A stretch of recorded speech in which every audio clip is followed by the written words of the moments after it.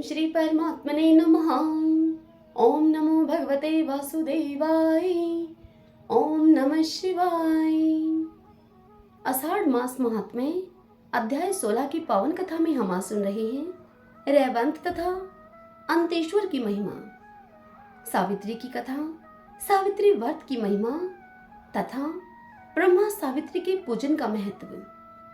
आज के दिन हम इस पावन कथा का रसपान कर रहे हैं। महादेव जी इस कथा का श्रवण कराते हुए पार्वती से कहते हैं कि हे महादेवी, तदंतर सावित्री से निरृत्य कोण में स्थित अश्वारूढ़ राज भट्टारक रेवंत का दर्शन करने के लिए जाएं। उनके दर्शन से मनुष्य सब आपत्तियों से छूट जाता है। जो रविवार युक्त सप्तमी इस तिथि में उनकी पूजा करता है, उसके वंश में कोई भी मनुष्य दरिद्र नहीं होता। इसलिए यत्न पूर्वक उन्हीं की पूजा करें। उसे दक्षिण अनंत के द्वारा स्थापित अंतेश्वर लिंग है। वह स्थान लक्ष्मणेश्वर से पूर्व दिशा में है। वह सब पापों का नाशक और बड़े भारी विश्व का विनाशक है।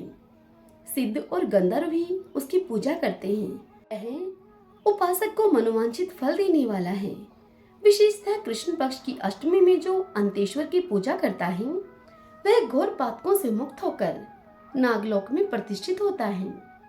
हे पार्वती, मध्य देश में अशोपति नाम से प्रसिद्ध एक धर्मात्मा राजा थे, जो कि सब प्राणियों के हित में तत्पर, क्षमावान, सत्यवादी तथा जितेंद्रिय थे, परंतु उनके कोई संतान नहीं थी।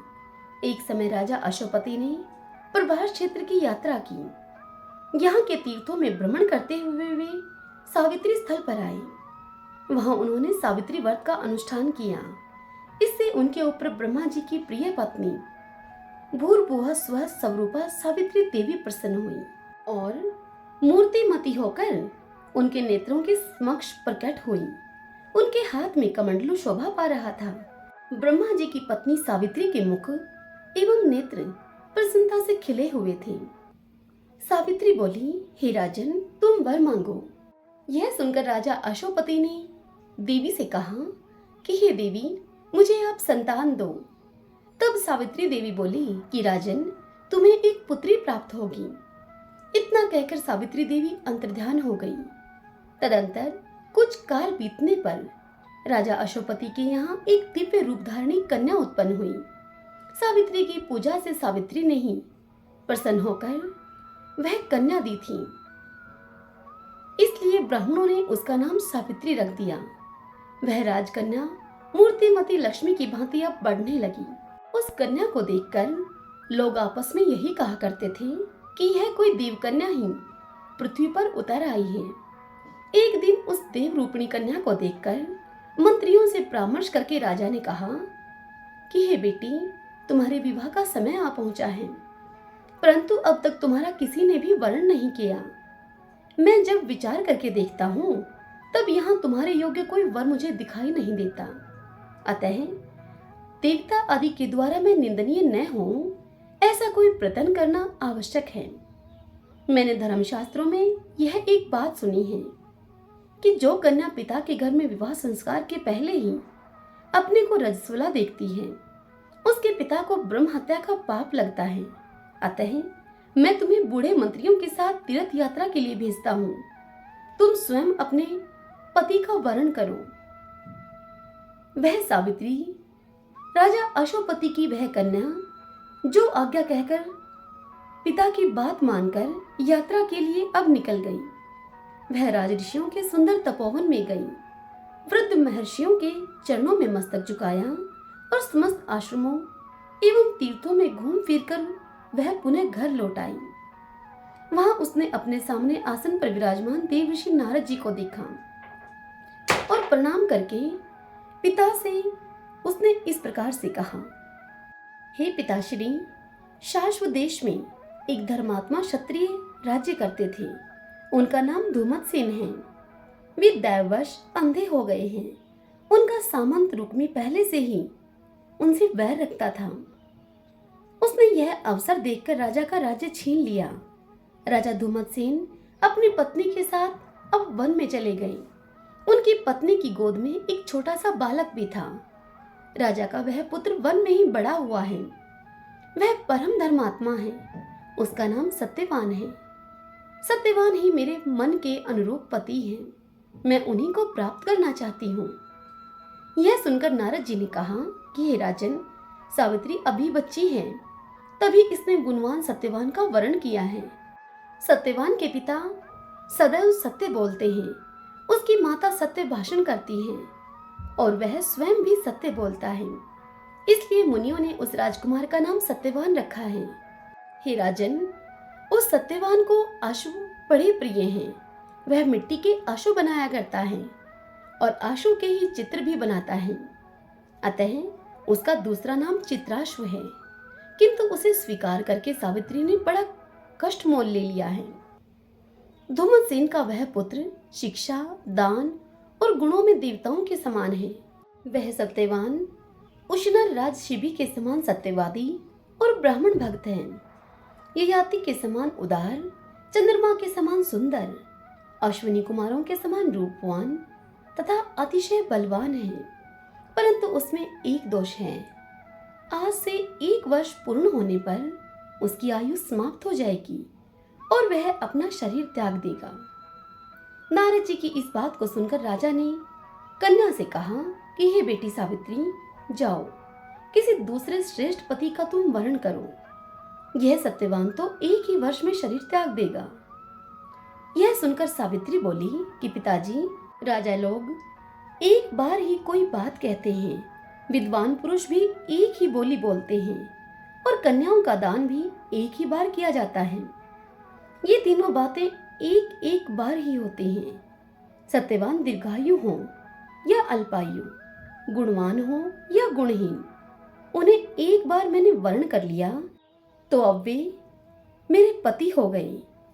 इसलिए दूसरे किसी का वर्ण मैं नहीं करूंगी। पहले मन से निश्चय करके ही वाणी के द्वारा किसी बात को कहा जाता है और फिर उसे कार्य रूप में परिणित किया जाता है। मैंने भी यही किया है। इस विषय में मेरा मन ही प्रमाण है। यह सुनकर नारद जी ने राजा अश्वपति से कहा कि हे राजन, यदि सावित्री की यही इच्छा है तो आप भी इस संबंध को स्वीकार करें और शीघ्र ही इस कार्य को कर डालें। आपकी पुत्री के विवाह में कोई विघ्न नहीं पड़ना चाहिए। इस प्रकार यों कहकर देवऋषि नारद जी स्वर्ग को चले गए। राजा ने उत्तम मुहूर्त में वेदों के पारगामी ब्राह्मणों के द्वारा कन्या का सब वैवाहिक कार्य संपन्न कराया। सावित्री भी मनोवांछित पति को पाकर बहुत प्रसन्न हुई। इस प्रकार उस आश्रम में निवास करते हुए उन तीनों का कुछ समय व्यतीत हुआ।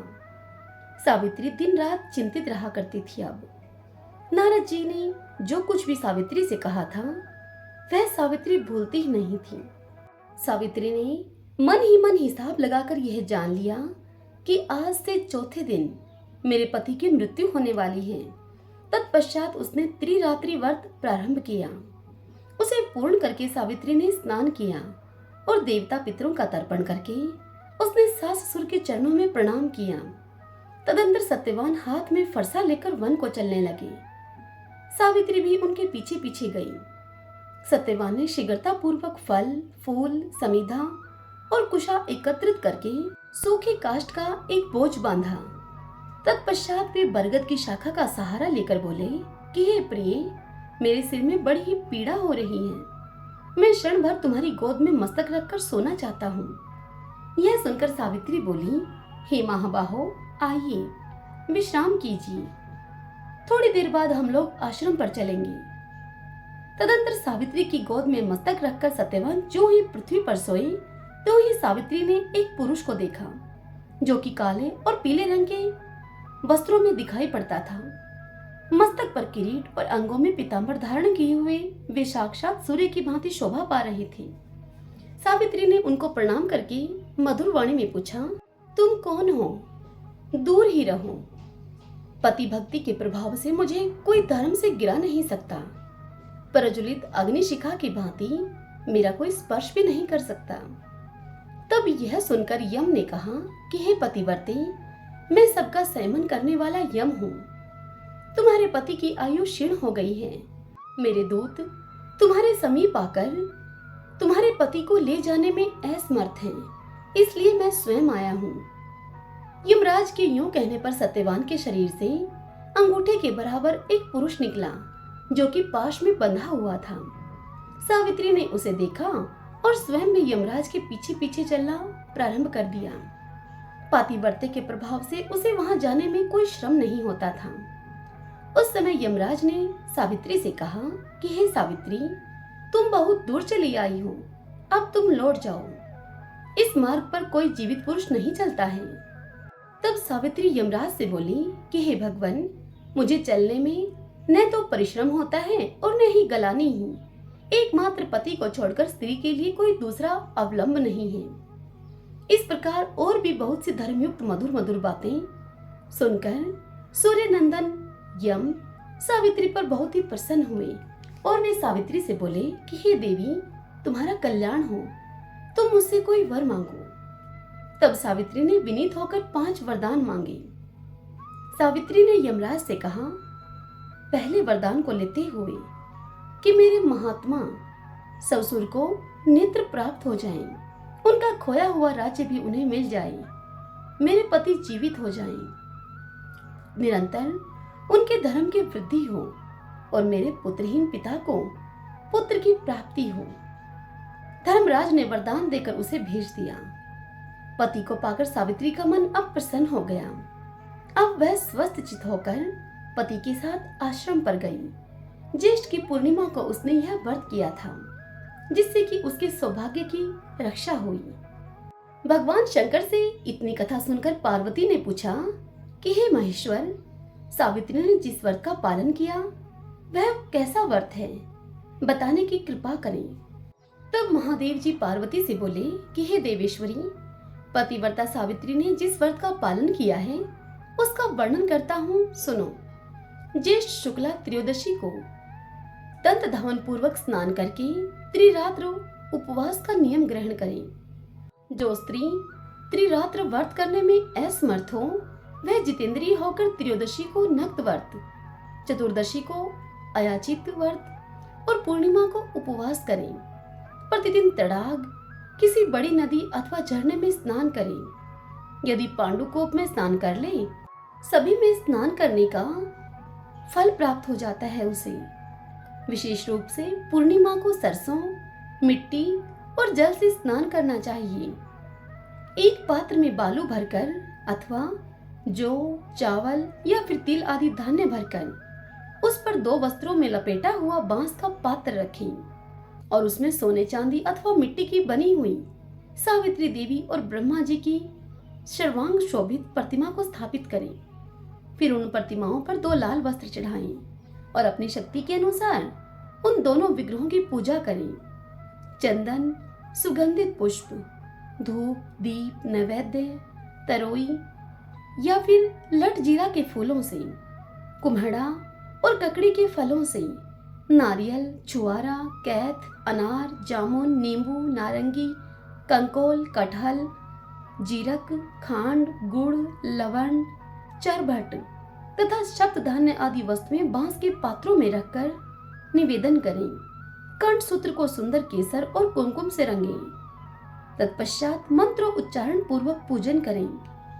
मंत्र इस प्रकार हैं: ओंकार पूर्विके देवी वीणा पुस्तक धारिणी देव्यंबिके नमस्तुभ्यं वैदवयं प्रयच्छामि। अर्थात वाणी और पुस्तक धारण करने वाली सच्चिदानंदमयी माता सावित्री देवी, तुम्हें नमस्कार है, तुम मुझे सौभाग्य प्रदान करो।